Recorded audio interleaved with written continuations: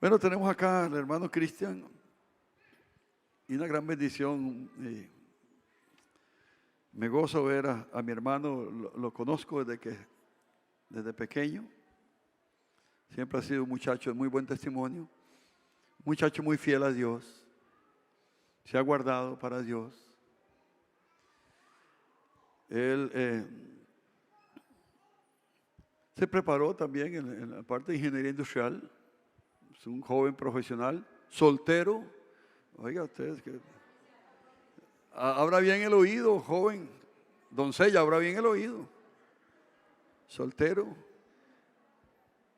Y siempre es lindo escucharlo. Hace días no lo escuchamos, pero Dios le usa a él. Él es un servidor muy fiel de acá también.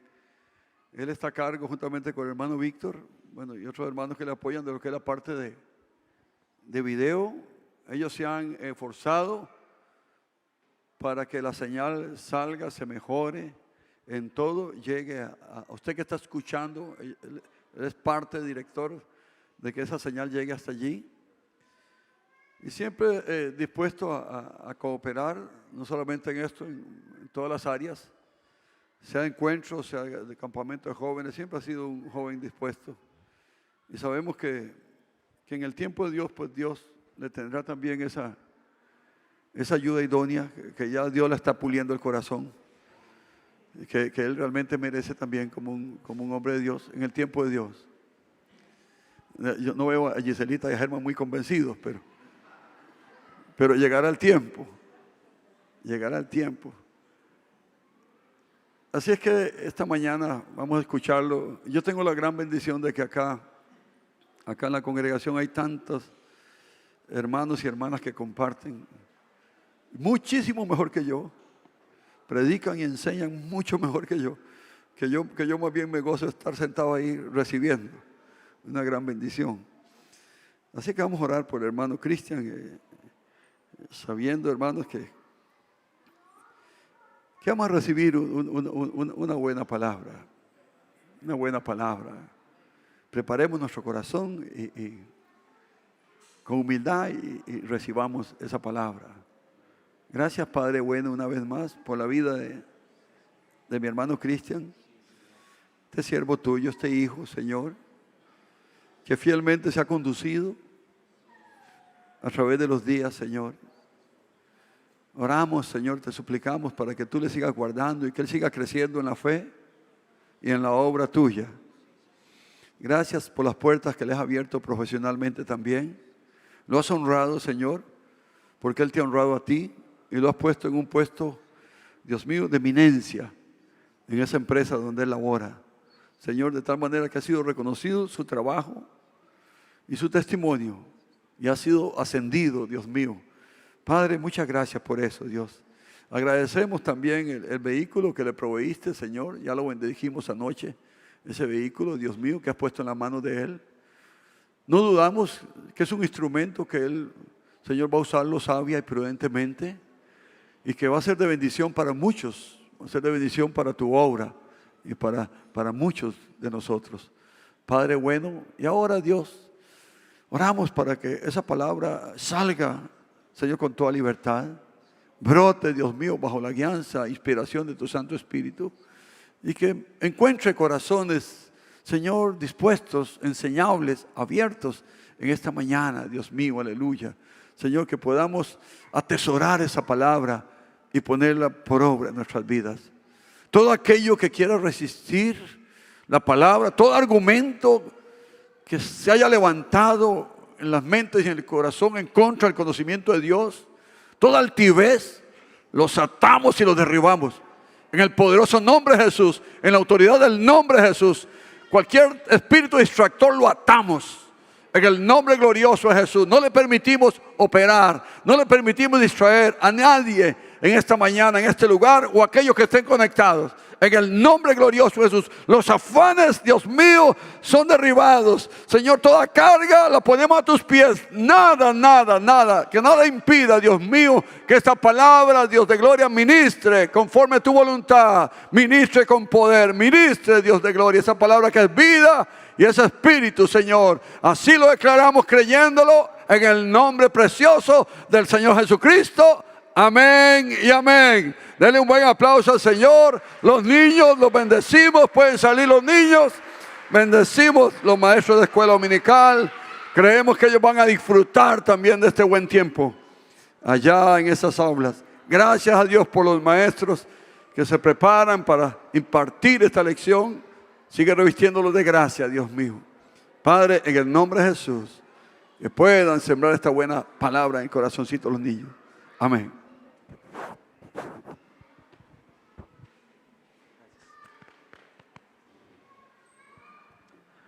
¿Cómo están, hermanos?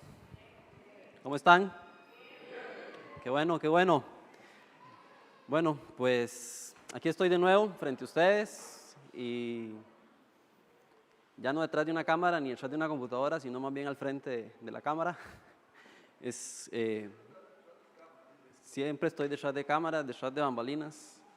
Por cierto, cada vez se conectan más personas. Ayer, por cierto, nos saludó vía comentario ahí por las redes sociales un siervo del Señor que nos saludaba desde España, ¿verdad? Ahorita la hermanita Yoleni está conectada y la saludamos y la bendecimos. Y esto es parte del trabajo que nosotros hacemos, ¿verdad? El Señor había prometido hace muchos años que esta iglesia iba a traspasar las fronteras, que íbamos a hacer punta de lanza y que íbamos a salir a las naciones, ¿verdad? Y bueno, pues físicamente salimos a las naciones, ¿verdad? A través de los hermanos que hacen misiones, pero también usted sale a las naciones vía internet. Los muchachos salen a las naciones vía internet también, y eso es salir a las naciones, ¿verdad? Tenemos y enviamos palabra, ¿verdad? Y sabemos que hay un fruto detrás de esas cámaras, ¿verdad? Detrás de las computadoras o los celulares de las personas que nos logran ver cada fin de semana. Bueno, pues a entrar a materia. Cuando el pastor me dijo o me pidió que compartiera la palabra, prácticamente ya el Señor había venido hablando a mi corazón sobre un tema muy específico y muy fuerte en mi corazón. Que les cuento básicamente cómo el Señor empezó a hablar en mi corazón este tema. Un día de tantos que yo iba para mi trabajo, el Señor empieza una conversación conmigo. Ni siquiera yo iba pensando en hablar con el Señor, o sea, iba más bien, tanto trabajo que tenía, era un lunes o un jueves más bien. El Señor empieza una conversación conmigo y más bien como que me saca de lo que yo iba a ir a hacer a mi trabajo. Yo iba manejando, iba solo en el carro, y el Señor habla a mi corazón y me distrae de lo que estoy pensando, de lo que iba a llegar a hacer, de lo que estaba acomodándome el día del diario que iba a hacer ese día a trabajar. Y el Señor habla a mi corazón y me dice: Cristian, ¿has pensado en este tema o has pensado en los pródigos? Y el Señor empieza a hablar a mi corazón muy fuerte, muy fuerte, que por cierto prácticamente el resto del camino el Señor siguió hablando a mi corazón, y después el Señor vino hablando más a mi corazón. Y por cierto, pues hay todo un proyecto pues detrás de que hemos venido orando por ese proyecto, pero de igual manera sabemos que el Señor lo tiene todo a su tiempo. Y detrás de esa palabra que el Señor trajo a mi corazón, es de eso lo que les vengo a compartir hoy. El Señor me dio el tema, y el tema que le puse se llama pródigo en casa o pródigos en casa. Para eso vamos a ir a la palabra del Señor, a Lucas 15, versículo 11 al 22. Entonces, acompáñenme a la palabra. Creo que en las pantallas también vamos a tener la proyección de la... Yo voy a leer en la Reina Valera contemporánea, es algo más sencilla que la Reina Valera de 1960. De igual manera, se apega a la versión que ustedes puedan tener por ahí. Me dicen amén cuando lo tienen, o amén cuando ya está. Ahí está ya, que chicos más rápidos. La parábola del hijo perdido, dice esta versión en el título.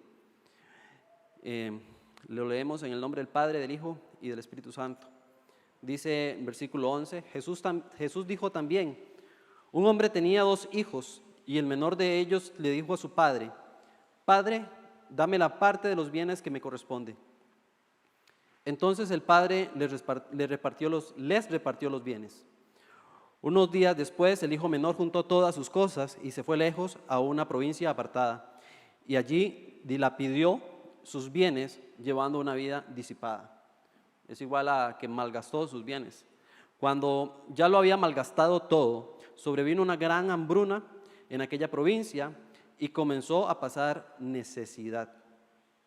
Vamos a subrayar esa palabra ahí, necesidad. Se acercó entonces a uno de los ciudadanos de aquella tierra, quien lo mandó a sus campos para cuidar de los cerdos. Y aunque deseaba llenarse el estómago con las algarrobas que comían los cerdos, nadie, absolutamente nadie, se las daba. Finalmente recapacitó y dijo: ¿cuántos jornaleros en la casa de mi padre tienen pan en abundancia? Y yo aquí me estoy muriendo de hambre. Pero me voy a levantar e iré con mi padre y le diré: Padre, he pecado contra el cielo y contra ti, y no soy digno ya de ser llamado tu hijo. Hazme como uno de tus jornaleros. Y así se levantó y regresó con su padre, y todavía estaba lejos cuando su padre lo vio y tuvo compasión de él. Corrió entonces y se echó sobre su cuello y lo besó. El hijo le dijo: Padre, he pecado contra el cielo y contra ti, y no soy digno ya de ser llamado tu hijo. Pero el padre le dijo a sus siervos: traigan la mejor ropa, vístanlo, pónganle también un anillo en su mano y calzado en sus pies. Vayan luego a buscar el becerro gordo, mátenlo y comamos y hagamos fiesta, porque este hijo mío estaba muerto y ha revivido, se ha perdido y lo hemos hallado. Y comenzaron a regocijarse. Vamos a dejarlo ahí, ahorita seguimos con el resto. ¿Por qué leo o por qué leemos esto? Ustedes leen conmigo esta historia de nuevo, esta parábola. Ya muchos de ustedes la conocen, la he escuchado desde la escuela bíblica, ¿verdad? Sinceramente, bueno, Dios puso que la leyéramos, que trajéramos a colación ciertas cosas. Y parte de ello es que voy a hablar del hijo pródigo, pero también voy a hablar del hermano pródigo, del hermano del hijo pródigo, o el hermano pródigo, más bien. El hijo pródigo se acostumbró a lo habitual. ¿Por qué de un momento a otro él le dice a su padre: Padre, dame mi herencia, dame lo que me corresponde, dame lo que es mío? Y el padre dice ahí que el padre divide los bienes y los reparte. Después, tiempo después, no dice cuánto tiempo, no dice si fue inmediato, si unos días después o si pasaron unos años. La Biblia a veces con los tiempos no los determina, pero aquí lo importante es que él dice que él agarra todo lo que le correspondía, sus bienes, y se va a una provincia apartada, a malgastar y a disipar todo lo que el padre le había dado. Y yo le empiezo a preguntar al Señor, mientras preparaba y mientras la conversación seguía con el Señor, yo le decía al Señor ¿qué fue el motivo de que el hijo pródigo quisiera irse? Y bueno, pues parte de eso el Señor también me mueve a leer este libro. Yo sé que alguna vez lo compartieron acá y vino el hermano Sixto Porras, que ahora voy a leer algo de esto. Se llama Traigamos los pródigos de regreso al hogar. Es un libro demasiado bueno y se lo recomiendo. Búsquenlo en las librerías o bájenlo de internet, cómprenlo. Es un buen libro. Pero igual, mientras el Señor me mueve a leer el libro y a seguir escudriñando la palabra, el Señor me dice que es que el hijo se acostumbró a lo habitual, a vivir una rutina. Se le volvió normal, o como que, en buena palabra tica, como que se le hizo una corroncha o un callo en su relación con el padre. Entonces se volvió insensible, hubo una insensibilidad en su corazón, y tanto es así que según las leyes de esos tiempos, y igual puede ser la de estos tiempos, ustedes saben que una herencia empieza a surtir efecto después de que el que va a heredar, en este caso el padre o la figura paterna, fallece. La herencia empieza a cobrar vida o empieza a cobrar sus efectos después de que haya un fallecimiento. Igual Ejemplo, si alguien te va a heredar algo, te lo deja en el testamento, después de que esa persona fallece, eso pasa a ser propiedad tuya. Entonces, ¿qué sucede aquí? El hijo de manera indirecta le está diciendo a su padre, ya para mí usted murió, ya usted y yo no tenemos absolutamente nada que ver. Hubo una insensibilidad en su corazón, el padre había muerto en el corazón del hijo. Y tanto es así que se vuelve insensible y se vuelve insatisfecho ante lo que el padre le ofrecía. Entonces nosotros debemos de tener cuidado como hijos de Dios que somos, a que nos acostumbremos a la presencia de Dios de esta manera, de que se nos haga una rutina, de que nos volvamos una persona que ya no haya una necesidad de buscar la presencia del Señor. Cuando empezamos a perder esa necesidad es porque empieza a haber una insensibilidad en nuestro corazón. Nos da lo mismo si están orando, si están adorando, si están compartiendo la palabra, y sacamos nuestra vida de lo que realmente necesitamos, que es la presencia del Señor. Y con esto es que nunca la presencia de Dios se nos vuelva una rutina, sino más bien una necesidad. Me impresiona y me gusta este salmo, el Salmo 63:1, donde David dice y habla con Dios, y me gusta esta versión: mi alma tiene sed de ti y aún mi carne te anhela. ¿Qué necesidad había en el corazón del rey David?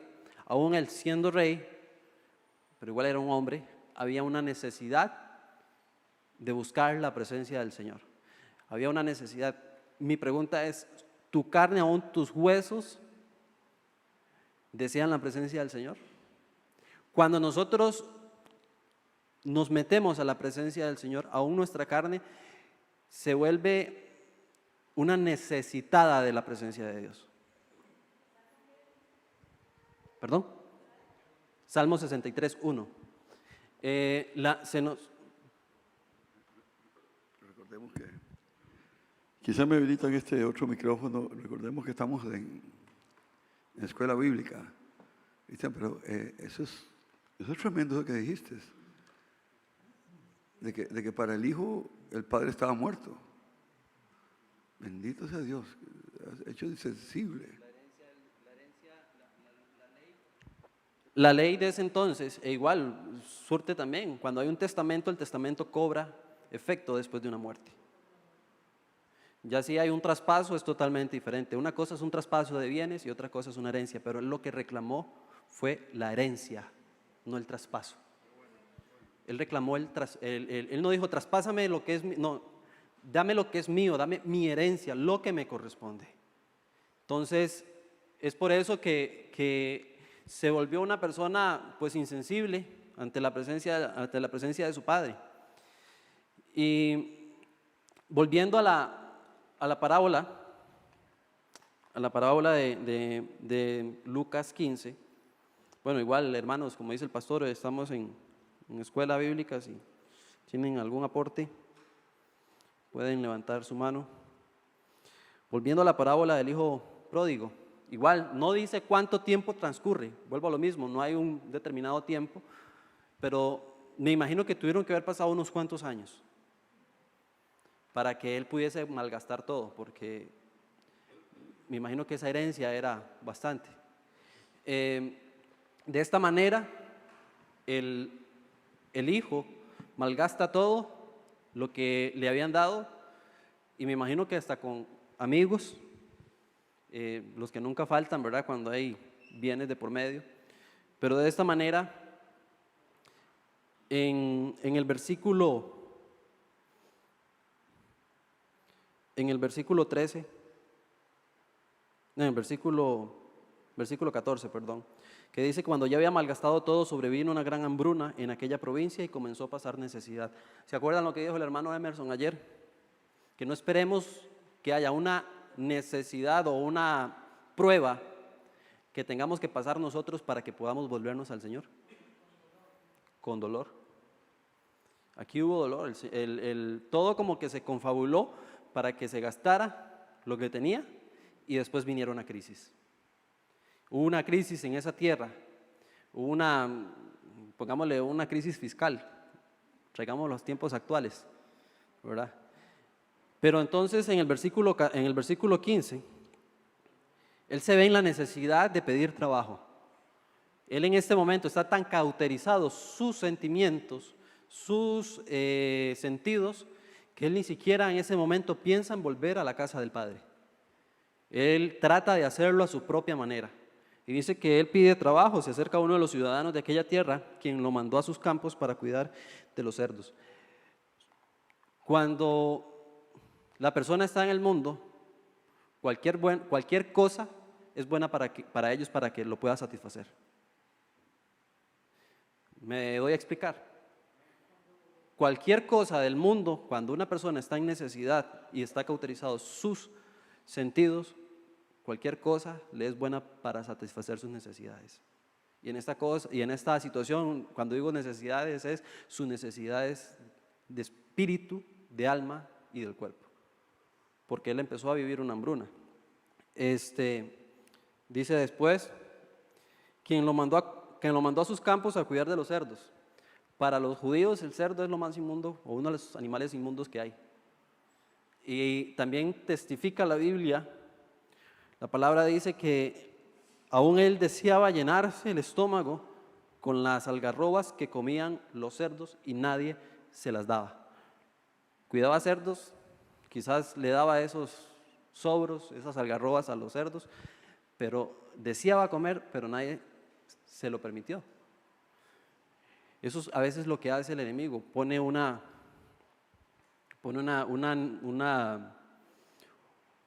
como una comida, por así decirlo, o una satisfacción de esa necesidad, pero que la veas de largo, pero no puedes tocarla.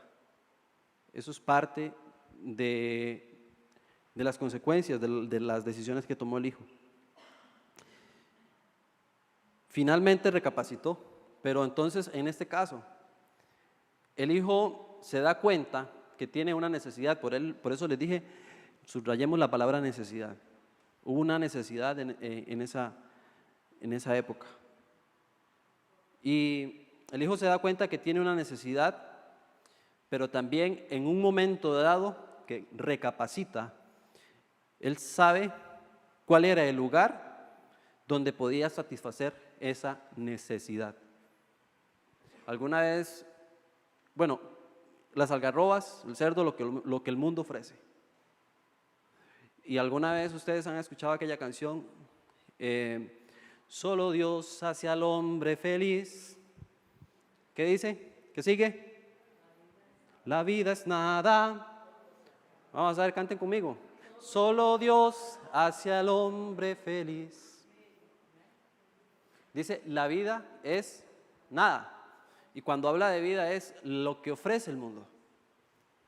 Es la vanidad de la vida. Y en esta parte es cuando él reconoce que él está mal, tiene una necesidad, tiene algo en la que él, aún me imagino que en su aspecto físico, sus vestiduras, su aspecto físico estaba hasta dañado. Porque más adelante dice que el padre le manda a poner vestiduras. Y ante esto,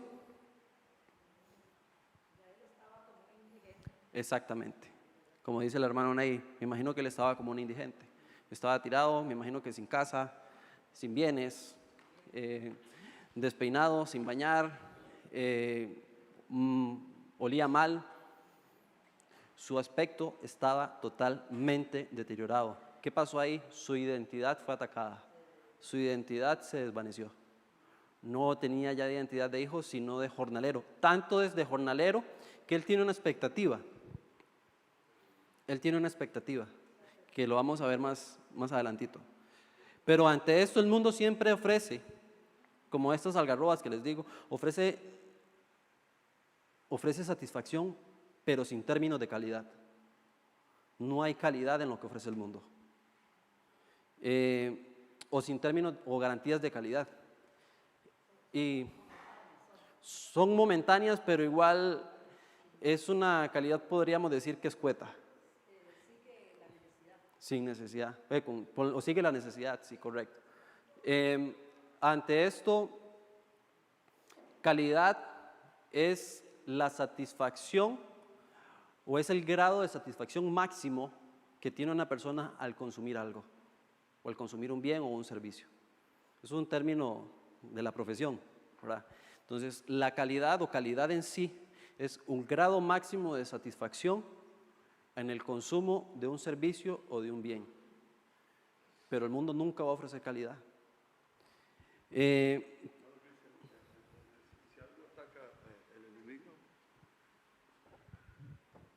que, no, qué interesante.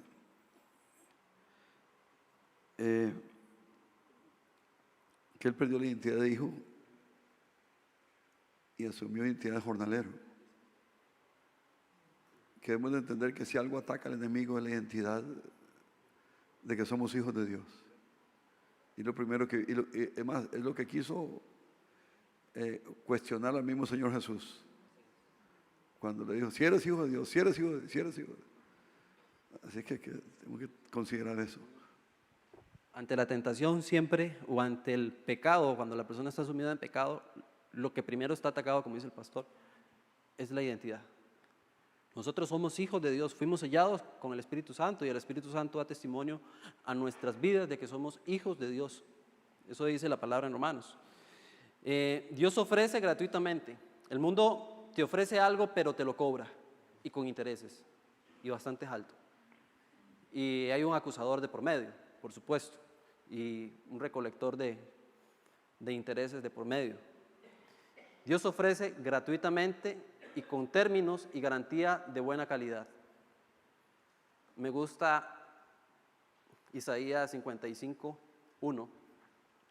En la Nueva Traducción Viviente lo voy a leer, dice: si alguien tiene sed, venga y beba, aunque no tenga dinero.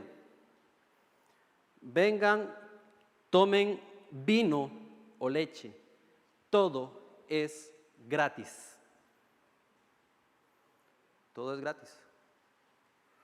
¿Cuántas veces también a veces estamos dentro de casa o dentro de un templo y también estamos en necesidad y a veces creemos que nos los van a cobrar? Y tenemos tan accesible la presencia del Señor y sabiendo que es gratuitamente, podemos satisfacer aún esas necesidades que nosotros tenemos, del espíritu, del alma, hasta del cuerpo. ¿Por qué vuelve el hijo pródigo? Aquí viene la parte de la expectativa. En el versículo 15, 16, se acercó entonces uno de los ciudadanos de aquella tierra, que ya lo hemos leído, quien lo mandó a sus campos para cuidar los cerdos. Y aunque deseaba llenarse las algarrobas, llenarse el estómago con las algarrobas que comían los cerdos, nadie se las daba. Dice el 17. Finalmente recapacitó y dijo: ¿cuántos jornaleros en la casa de mi padre tienen pan en abundancia y yo aquí estoy muriéndome de hambre? Primeramente, ¿por qué recapacitó? Porque hubo una necesidad. Yo le pregunté al Señor: Señor, ¿por qué el hijo pródigo vuelve a casa? Y el Señor me daba estas dos, me dio dos nada más. La primera es porque hubo una necesidad en su corazón. Hubo una necesidad de volver.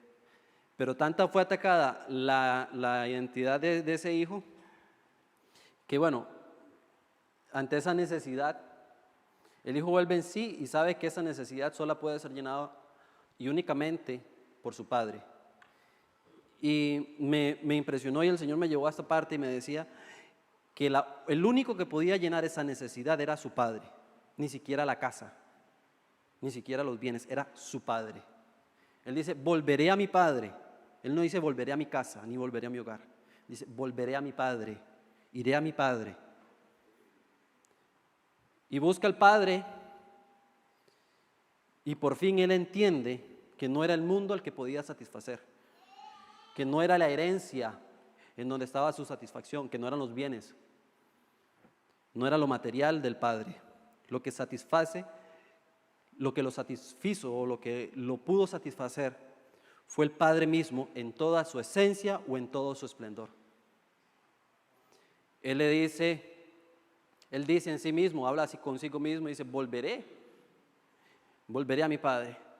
Pero ante esto también hubo una expectativa, este es el segundo punto, hubo una expectativa. Y esto es lo que me impresiona. Ante esa expectativa ya había sido atacada su identidad. El hijo dice, pero me voy a levantar e iré con mi padre y le diré, Padre, he pecado contra el cielo y contra ti y no soy digno ya de ser llamado tu hijo. Ya él decía, ya yo no soy hijo de mi padre.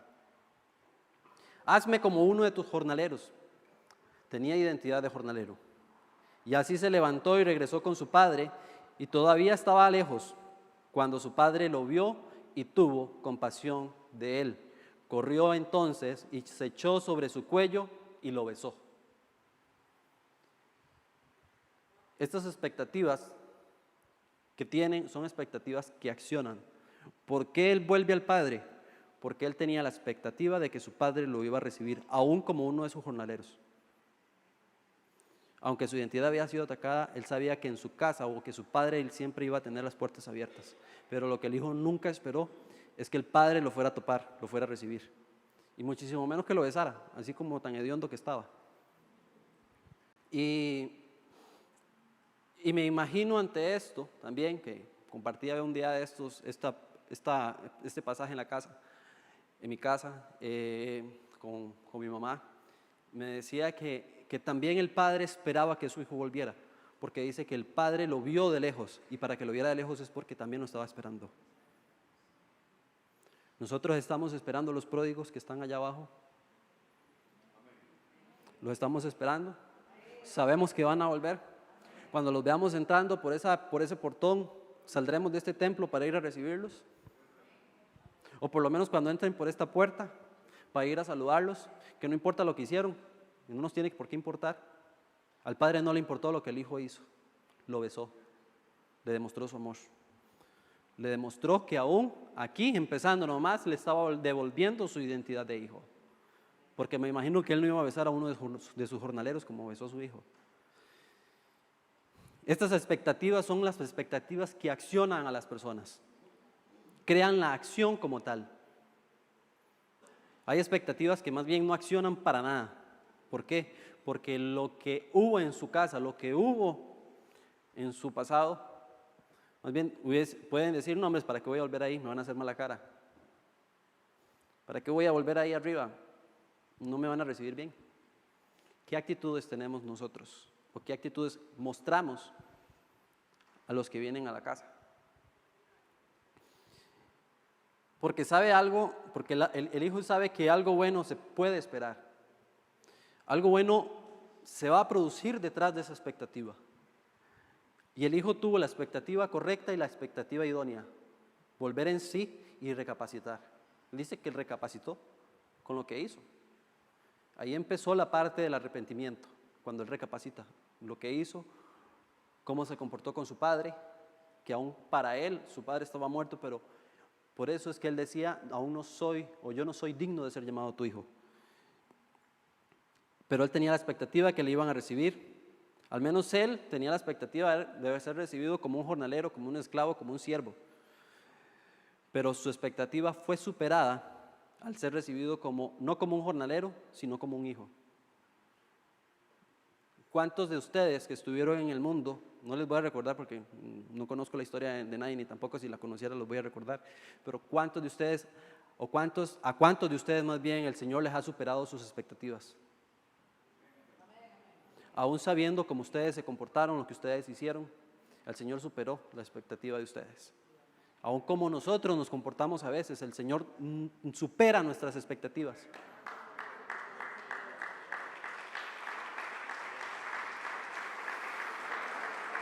Hermanos, y esto es gracia. Esto es la gracia en sí. ¿Qué es la gracia si no es un regalo inmerecido? ¿Qué es la gracia si no es lo que dice Romanos 5:8? Pero Dios muestra su amor por nosotros, que que aun cuando nosotros éramos pecadores, Cristo murió por nosotros. Romanos 5:8. ¿Usted cree que alguien va a dar la vida por alguien justo? Muchísimo menos van a dar la vida por alguien injusto. Si alguien dice, voy a dar la vida por fulano de tal, y es una persona justa, yo lo dudaría. Y que alguien diga, venga aquí y me diga, yo voy a ir a morir yo en la silla eléctrica por un asesino en serie, para que él no muera. Que toda su penalidad recaiga sobre mí. Y es una sola persona, y Cristo murió por millones de personas. Murió por los del presente, de esa época, los del pasado y los del futuro. Por eso es que los beneficios de la cruz aún todavía están vigentes. Efesios 2, 4 y 5. Pero Dios, cuya misericordia es abundante, por el gran amor con que nos amó, nos dio vida junto con Cristo, aun cuando estábamos muertos en nuestros pecados. La gracia de Dios los ha salvado. Gracia sois, dígalo, por gracia soy salvos. Por gracia somos salvos. Y esto es gracia. Y me impresiona y me gusta un pasaje de la Biblia también que dice que si hijos, también herederos, coherederos con Cristo. O sea, tras de feria le debemos a Dios. Nos devuelve el título o nos da el título de hijos. Y nos dice, y si hijos, como hijos que son, también tienen derecho a la herencia. O sea, nos vuelve a la parte de la herencia.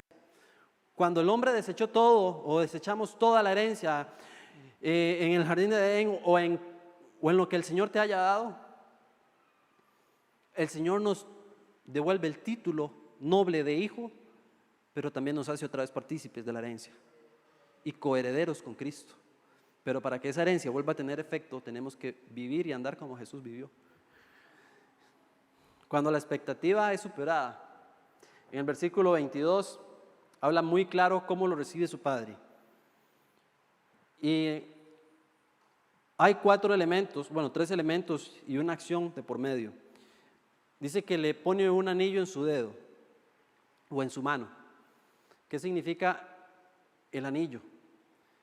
El anillo es un pacto, es un trato que hay. Pero parte de eso es que el anillo simboliza que le devuelve su posición, su identidad, la identidad de hijo. Y aparte de la identidad de hijo, le devuelve la autoridad de hijo que tiene.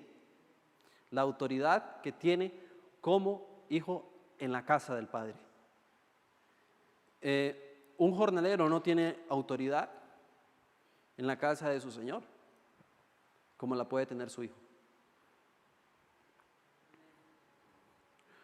Ejemplo, hay alguien trabajando en su casa y llega y abre la puerta del refrigerador. Es una persona que únicamente es una relación laboral. Y llega y abre la puerta del refrigerador de su casa a buscar algo. ¿Es un qué? Es un atrevido. Es una persona que está sobrepasando la autoridad de esa casa.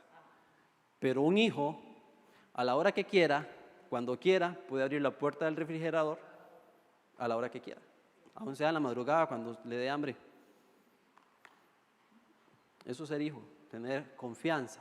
Le devuelve la confianza. El calzado o las sandalias.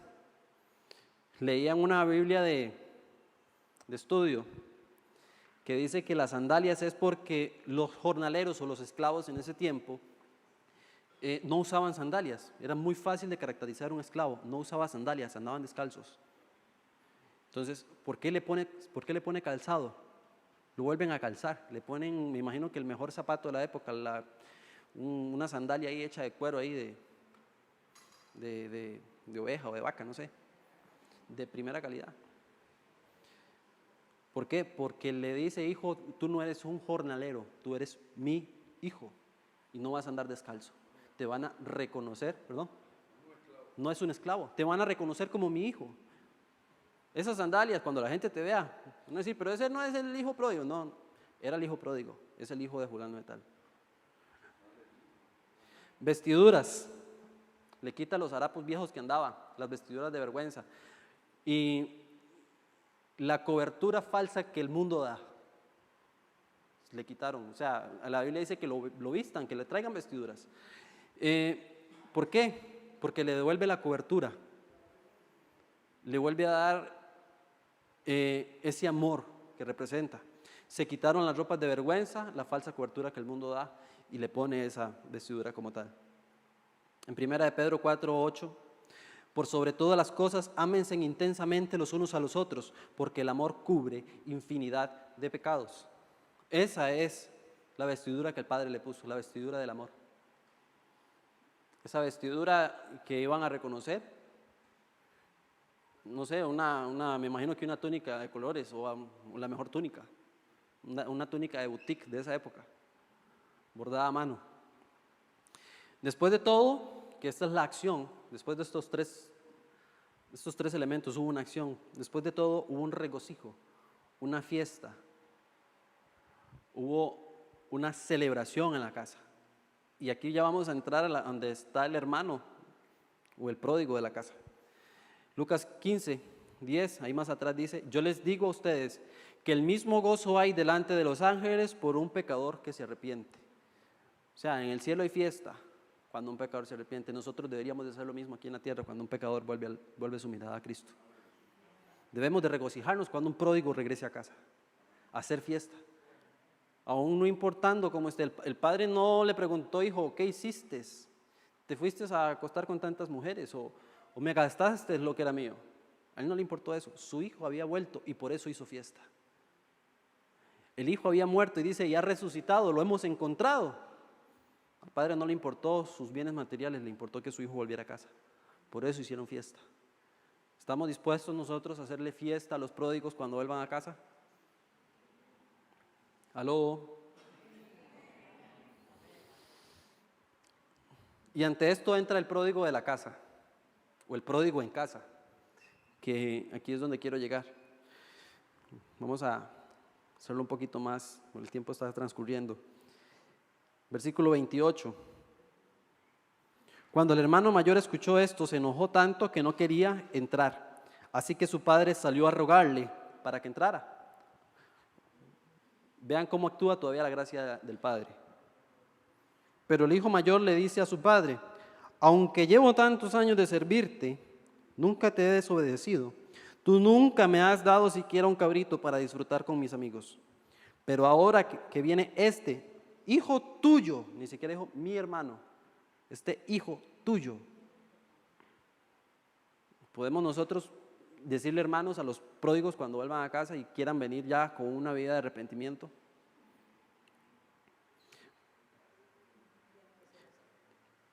Ha malgastado tus bienes con rameras y has ordenado matar el becerro más gordo. Pero el padre le dice, hijo mío, tú siempre estás conmigo y todo lo que tengo es tuyo. Pero era necesario hacer fiesta y regocijarnos porque tu hermano, él le devuelve, le dice, no es solamente hijo mío, es tu hermano. Podemos decirle hermano a la persona cuando venga y se aparte del pecado y encuentre la gracia de Dios. El que se aparta del pecado alcanza misericordia. Y le dice, tu hermano estaba muerto y ha revivido, se había perdido y lo hemos hallado. Yo encuentro en el corazón de este pródigo de la casa, porque era un pródigo en casa, igual que había falta aún de identidad también en su corazón.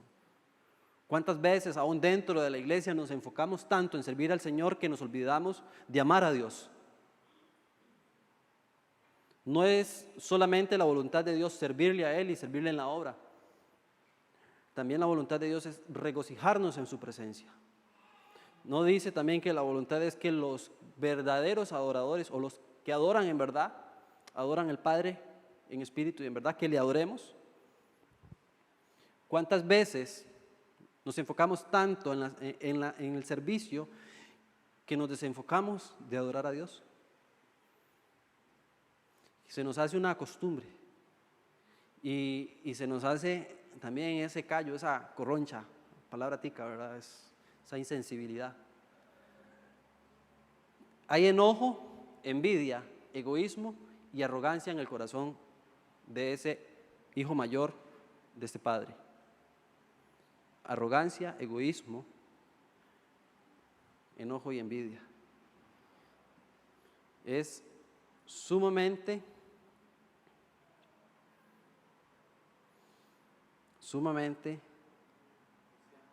total la falta de misericordia que hay en el corazón de este hermano. Hay algo interesante para analizar. Dice que cuando el hijo pródigo salió de su casa, usted decía que su padre, para su hijo, su padre había muerto. Y vea lo que dice el padre, dice que su hijo estaba muerto y ha revivido. Para el padre, su hijo estaba muerto. Buen punto. Eso es lo bueno, compartir y que ustedes hagan aportes también en las predicaciones de los domingos. También para el padre había muerto su hijo. Había muerto en pecado, en delitos y en pecados. Estábamos muertos en delitos y pecados. Y ante esto entra la acción de nosotros también. Viene el perdón del Padre. Vea la relación que había entre ellos, que hubo una relación que se rompió. Pero ese hijo conocía al Padre tanto que sabía que lo iba a recibir. Hay enojo, envidia, egoísmo, arrogancia en el corazón del hermano. Y esta es la parte de nosotros. Este hermano representa lo que es la iglesia hoy en día. Lo que estamos dentro de casa. Los que le servimos a Dios. Los que con día a día estamos sirviéndole y los que sábado y domingo nos estamos congregando en alguna iglesia. Santiago 3, 13 al 18, lo leo rápido. ¿Quién de ustedes es sabio y entendido? Demuéstrelo con su buena conducta y por medios de actos realizados con la humildad propia de la sabiduría. Pero si ustedes abrigan en su corazón la amargura, la envidia y la rivalidad, no tienen de qué presumir y están falseando la verdad. Esta clase de sabiduría no es la que desciende de lo alto, sino que es terrenal, estrictamente humana y diabólica. Pues donde hay envidias y rivalidades, allí hay confusión y toda clase de mal. Pero la sabiduría que viene de lo alto, ante todo, es pura, además pacífica, amable, benigna, llena de compasión y de buenos frutos, ecuánime y genuina, ecuánime entre lo que dice y lo que hace. Y el fruto de la justicia se siembra en paz para los que trabajan en paz. Estas características últimas no las tenía el hermano, pero estas características, aunque este hermano no las tuvo, nosotros sí tenemos que tenerlas. Estas las vuelvo a decir. Esta, que es sabiduría que venga de lo alto, que es pura, que sea pacífica, que sea benigna, que sea amable y que tenga compasión y que tenga buenos frutos y que seamos ecuánimes entre lo que hacemos y decimos. Jesús le dijo a los hipócritas fariseos que ellos decían una cosa, les ordenaban al pueblo a hacer una cosa, pero no hacían lo que ellos decían. Ponían cargas que ni siquiera ellos mismos podían llevar. Por eso es que tiene que ser ecuánime, que si yo digo una cosa, yo tengo que también hacerla. Me recalca mucho aquella frase, se me olvida la persona que lo dijo, que tus hechos hablan tan fuertes que no me dejan escuchar tus palabras o lo que dices. Tus hechos hablan tan fuerte que no me dejan escuchar lo que dices. ¿Qué testimonio le estamos dando también a los hijos que están allá afuera? El hijo se enojó. Primero hubo un enojo y el enojo de eso trajo todo lo demás, la envidia, el egoísmo y la arrogancia. Pero padre, si yo trabajo por ti de hace tantos años, hace tanto tiempo yo te sirvo y te he servido incondicionalmente. ¿Cuántas veces también nosotros hemos sido arrogantes ante Dios cuando alguien entra por esa puerta y se arrepiente aquí, al Señor en un 2x3, en un instante, en un abrir y cerrar de ojos, el Señor ya la tiene edificada, limpia, dando un buen testimonio y hasta sirviendo, que tiene esta envidia de lo que el Señor ha hecho por esa persona. Y se nos olvida que nosotros también podemos tener acceso a los mismos beneficios que esas personas que han sido restauradas, podemos tenerlas nosotros también. Pero no es tenerlas simplemente por envidiar lo que tiene, sino porque yo puedo alcanzar también la gracia de Dios en mi vida y obtener los beneficios de la cruz.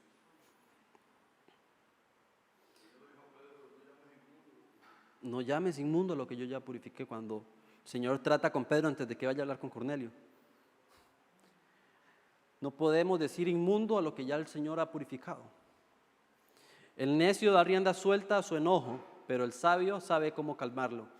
29:11 de Proverbios. En pocas palabras, el hermano pródigo, o el pródigo de la casa, era un necio. Romanos 8:15 y 17. Pues ustedes no han recibido un espíritu que los esclaviza nuevamente al miedo, sino han recibido el espíritu de la adopción, que nos devuelve la identidad. Por eso, o por lo cual clamamos, Abba Padre. El Espíritu mismo da testimonio a nuestro espíritu de que somos hijos de Dios. Y si somos hijos, también somos herederos. Y herederos de Dios y coherederos con Cristo. Y si es que padecemos juntamente con Él, para que juntamente con Él seamos glorificados. O sea, somos hijos y somos herederos y coherederos. Pero eso no significa que la vida va a ser color de rosa. Van a venir pruebas. Y es allí también donde tú tienes que demostrar o demostrarte a ti mismo que sos un hijo verdaderamente de Dios. Voy. Ahí está, el micrófono. Bueno, buenos días, Dios les bendiga. Estaba escuchando y es interesante las dos perspectivas, inclusive la del segundo, la del hijo mayor. Hace, ¿qué te puedo decir? Yo estoy del año 2000 aquí en Lirios. Con unos 15 a 16 años, hermano Martín predicó sobre eso, el hijo mayor. Pero eso nos llama a reflexionar en algo. Ese hijo mayor, aún estando ahí, recuerda su conocimiento. Él se equiparó que él nunca había fallado, pero que su hermano, en este caso el hijo de su padre, por la que estás predicando o enseñando, nos lleva a reflexionar. Muchas veces nosotros, cuando llegamos a un nivel espiritual y veo a mi vecino en mi banca y él no está, pues la tengo yo. Y eso me llama a ser también este hermano mayor. Me recuerdo cuando Ana, la esposa del Cana, y no tenía hijos, ella estaba llorando, porque él quería que Dios le diera un hijo.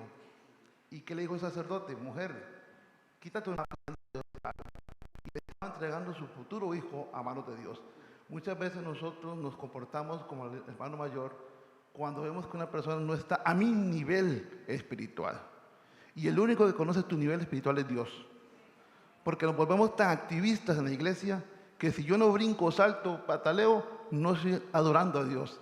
Y la oración comienza con la obediencia, con esta relación íntima con Dios en lo secreto.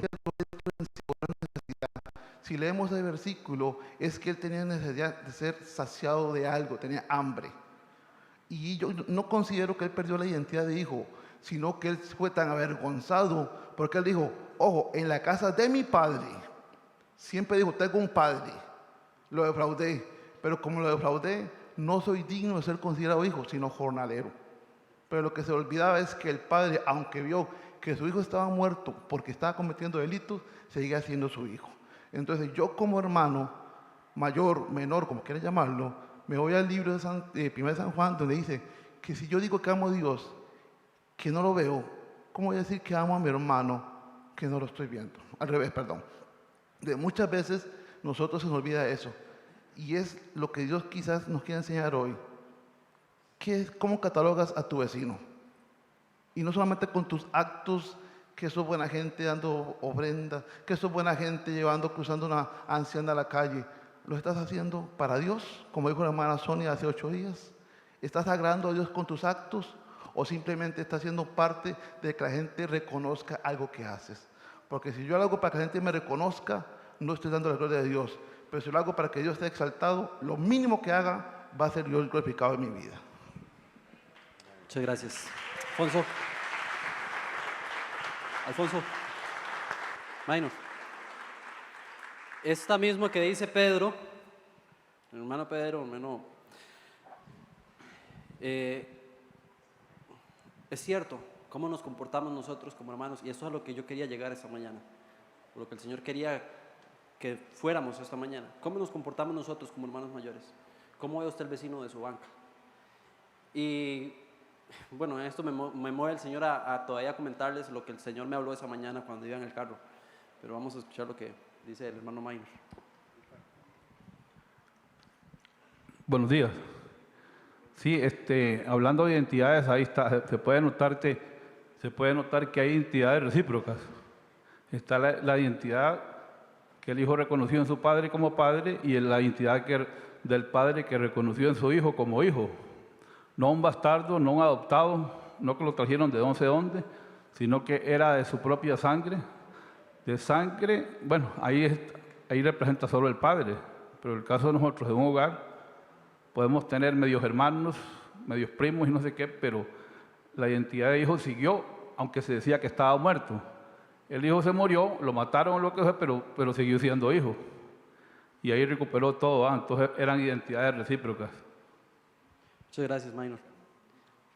En esta parte de Romanos 8:15, en el que dice, y recalcando lo que dice Pedro, y aquí lo tengo apuntado, dice que el Señor nos da un espíritu de adopción, pero también nosotros como hermanos mayores, con nuestras malas actitudes, podemos sumir en esclavitud a los que son pequeños, aún los que están dentro de casa, que son pequeños, o aún en los que están llegando nuevos, o los que son pródigos y que están tratando de volver a casa. Buenos días, Dios les bendiga. Para afirmar lo que se ha dicho, según el libro de Deuteronomio se habla sobre el aspecto de la herencia. Dice que el hijo mayor recibía 2/3 y el hijo menor 1/3. Entonces, los que estamos dentro tenemos doble porción. Eso venía ahorita escuchando el comentario y digo, ¿cómo reaccionamos con el que está afuera? Cuando Dios nos ha dado tanto a nosotros. ¿Cómo reacciono con aquel que está allí, que se ha ido? ¿He dejado de ser igual con él o con ella? ¿Me cambio de acera? ¿Ya no le digo Dios le bendiga? Hay muchas cosas, ¿verdad? Ahí, este muchacho estando allá dice que, esto es una palabra bellísima, dice que él deseaba llenar su estómago con unas algarrobas, pero hay una palabra ahí clave, dice, nadie le daba. Y es que nadie puede dar, solo el Padre puede dar. O sea, solo el Padre nos puede dar lo que nosotros necesitamos. Y entonces nosotros tenemos que volver, y aquí habla muy claro, o sea, no está hablando de alguien de afuera, está hablando de alguien y está hablando de la casa del Padre. Es alguien que ha salido y se ha ido y está afuera y sabe, y muchas veces llora en silencio sabiendo que tiene un padre y que lo dejó y que lo defraudó, porque este hijo menor, y literalmente lo que le dijo así, como decimos acá en Costa Rica, mi tata, usted está muerto para mí, porque para poder heredar el testador tiene que morir. Entonces me voy, malgastó todo, pero lo importante es que él volvió y vuelve a repetirse la historia que allá está en Génesis, que el hombre trató de vestirse con sus propias vestiduras, pero el padre lo vistió. Y a este hijo, ¿qué sucede? Lo vuelve a vestir. Entonces, vuelve otra vez a repetirse la historia de Dios con nosotros. Y lo voy a dejar ahí, más allá todavía. Y una pregunta, y se la contesta a usted. ¿Quién te viste a usted? ¿Se viste usted o te viste el Padre? Dios les bendiga. Muchas gracias. Dice este libro que se llama Traigamos los pródigos de regreso al hogar. En la página 21, el gran problema con la iglesia del mundo occidental es que la mitad de los pródigos aún están en la congregación. O sea, todavía no se han dejado vestir por el Padre. O todavía no han reconocido que son hijos y no son jornaleros. Tanto también que a veces son pródigos que están en el servicio, que están sirviendo. En Romanos 15, del 1 al 6, vamos a dejarlo ahí para que usted lo lea en su casa y lo analicen en los grupos familiares. El Señor me traía esto a mi colación. Yo le decía, Señor, pero ¿cómo así si también el hijo tenía que ser restaurado? ¿Y por qué se le hace una fiesta? Y el Señor me dijo, porque era necesario que los que estaban viendo vieran que era un hijo, pero en caso de la corrección se hacía en privado. Porque en la corrección lo que se hace es con la palabra del Señor. Se hace con esto. En base a esto se hace la corrección. Con misericordia y verdad. Y el Señor me decía a mí eso, que nosotros necesitamos hacer fiesta o regocijarnos cuando los pródigos vuelvan a casa, pero que la corrección es en privado, porque en cuanto a la corrección, cuanto sea en privado, los frutos de esa corrección serán vistos en público. Sí, es que la vez pasada yo estaba comentando con las hermanas de esto, y una de las cosas que yo podía ver en esta historia, o que para mí ha sido una de las historias más hermosas, cuando mi hija estuvo como pródiga, eso para mí, yo agarré punto de ahí de intercesión, clamé a Dios para que ella recibiera otra vez la vida. Pero una cosa que me llama la atención, que el padre le dijo a los siervos, vístanlo, cálcelo y pongan el anillo. O sea, es a la iglesia que le toca, es a nosotros que nos toca restaurar a estas personas, y tenemos que hacerlo, tenemos que ayudarlos a ellos a ser restaurados. Algo pasó en ese hogar, porque los hijos estaban, pero fue un ejemplo que Dios dejó ahí. Para mí eso es algo tremendo, como Él dio esa parábola, ¿verdad? Para mí esa ha sido una de las parábolas que ha calado en mi corazón. Pero hay que ayudar a estas personas, tenemos que tener estrategias del cielo para ayudar a estos pródigos para que no se nos vuelvan a ir. Muy buen punto. Ya para ir terminando, ha pasado el tiempo. Es cierto, nos toca a nosotros ayudarlos a restaurarse.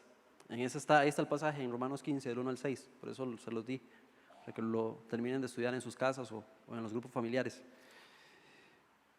Un cristiano que critica y juzga mientras intenta levantar a un hermano caído no muestra la gracia de Cristo. Nuestro trabajo es hacer que ellos se parezcan a Cristo y no a nosotros. Esta mañana hemos hablado de los pródigos, del que está dentro y del que está afuera. Del que está afuera, ¿cómo los vamos a recibir? No estoy hablando de los que no conocen a Cristo, estoy hablando de los que una vez conocieron y se apartaron. Hermanos, yo creo que esos pródigos ya no van a ser más pródigos. Yo sé que algún día yo los veré entrando por esa puerta y van a servirle al Señor, porque son mis hermanos también, porque yo los amo. ¿Usted los ama? Yo a ellos los amo. Con muchos de ellos yo crecí, con muchos de ellos compartí, y por muchos de ellos tenemos que orar, tenemos que seguir clamando por ellos. Porque nuestro trabajo es hacer que ellos se parezcan a Cristo y no a mí. Porque la palabra dice que si alguno dice que está en Cristo o está en Jesús, debe andar como Jesús anduvo.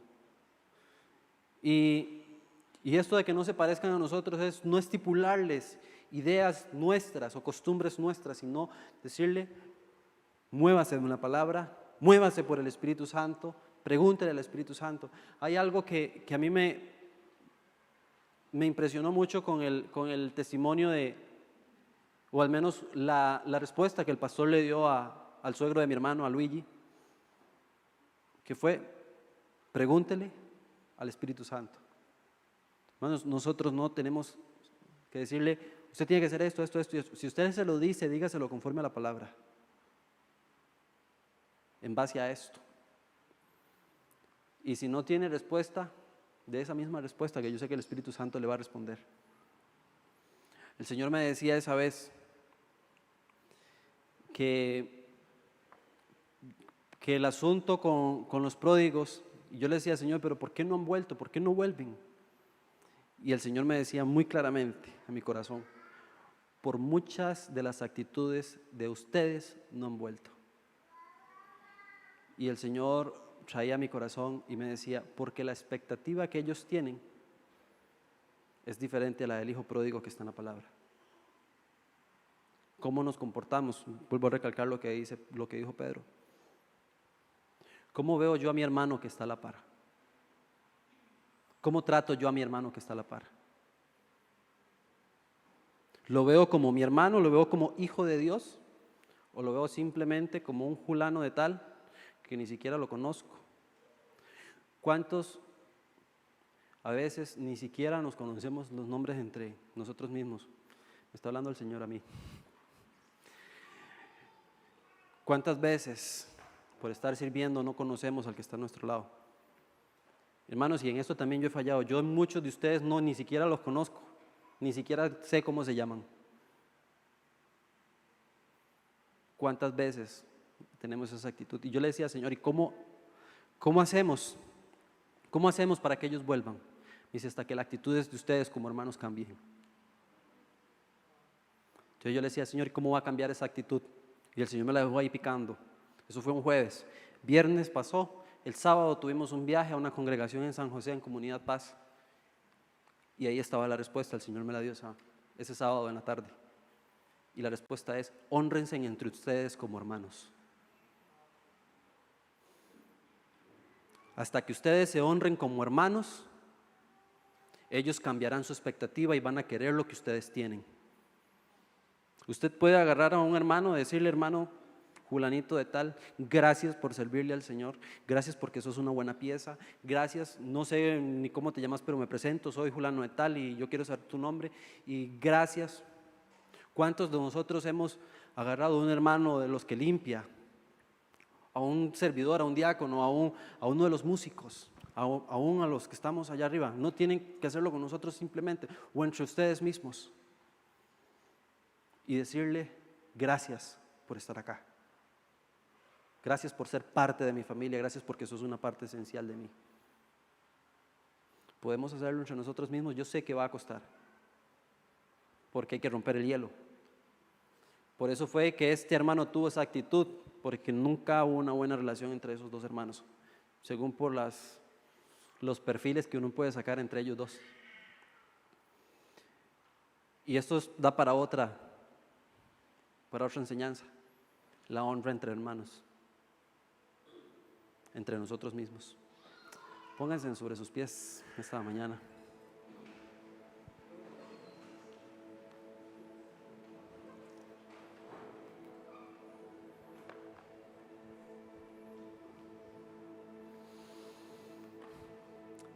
Vamos a orar. Padre, en el nombre de Jesús, gracias. Gracias, Padre, porque sabemos que tú nos escuchas, Señor. Porque tú inclinas tu oído, Señor, y no resistes, Señor, tu corazón no resiste a un corazón contrito y humillado, Señor. Padre, oramos, Señor, primeramente por nosotros, Señor, como hermanos que somos, hermanos mayores, Dios. Oramos, Señor, para que quites todo egoísmo, Señor, todo enojo, toda arrogancia, Señor, toda altivez de corazón, Señor. Que quites, Señor, todo lo que no te agrada, Señor. Todo lo que ha obstaculizado, Señor, para que esos pródigos, esos hijos tuyos, Señor, que están allá abajo, Señor, no hayan vuelto a casa, Señor. Ayúdanos primeramente a agradarte a ti, Señor. A agradarte a ti, Señor, que primeramente seas tú el centro, seas lo primero que esté, Señor, en nuestro corazón, Señor. Y que luego, Señor, sea todo lo demás, que te podamos agradar a ti, Señor. Perdónanos, Señor, también porque a veces nos hemos, Señor, encasillado tanto en servirte, Señor, que hemos dejado de agradarte, Señor. Nos hemos, Señor, a veces hasta vuelto idólatras del servicio y nos olvidamos, Señor, de a quién es el que le estamos olvidando, a quién le estamos sirviendo, Señor. Perdónanos, Señor, porque muchas veces, Señor, hemos puesto en primeramente el servicio y no al Dios al quien le servimos, Señor.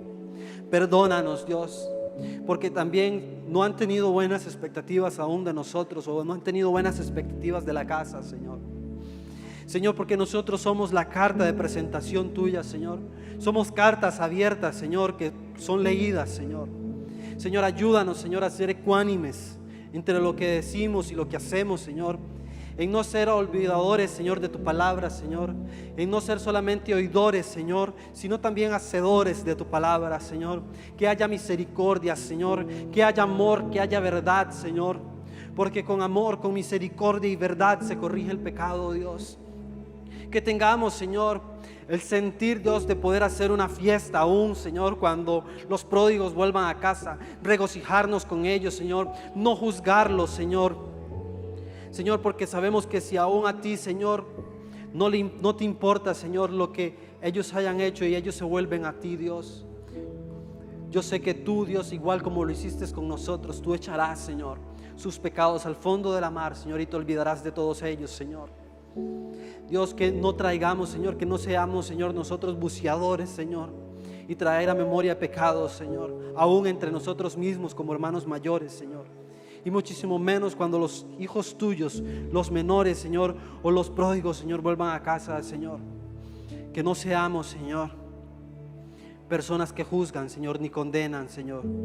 Que seamos personas, que seamos restauradores de personas, Señor. Que seamos conciliadores, Señor. Porque tú nos has dado, Señor, el ministerio de la reconciliación, Dios. Para reconciliar, Señor, a los que están en el mundo contigo, Dios. Ayúdanos, Padre, a agradarte a ti, Dios, a tener amor por el pródigo, Señor. Pon esa efervescencia, Señor, en nuestros corazones, Dios, por amar, Señor. Dios, por orar por ellos, Dios, por interceder por los que están allá abajo, Dios. Señor, que ellos entiendan y vuelvan en sí, Dios, que solamente en ti se puede satisfacer la necesidad, Dios. Que lo veamos con ojos de amor, Señor. Porque así como nos atrajiste a nosotros con cuerdas de amor, Señor, que así puedan ser atraídos ellos, Señor, a tu presencia, Dios. Que podamos, Dios, en el nombre de Jesús, poder restaurarles, Señor, amarles, Señor, y que aún entre nosotros mismos como hermanos podamos honrarnos, podamos, Señor, vernos con ojos de amor y misericordia, Dios. Que podamos conocernos, Dios, en el nombre de Jesús, Señor.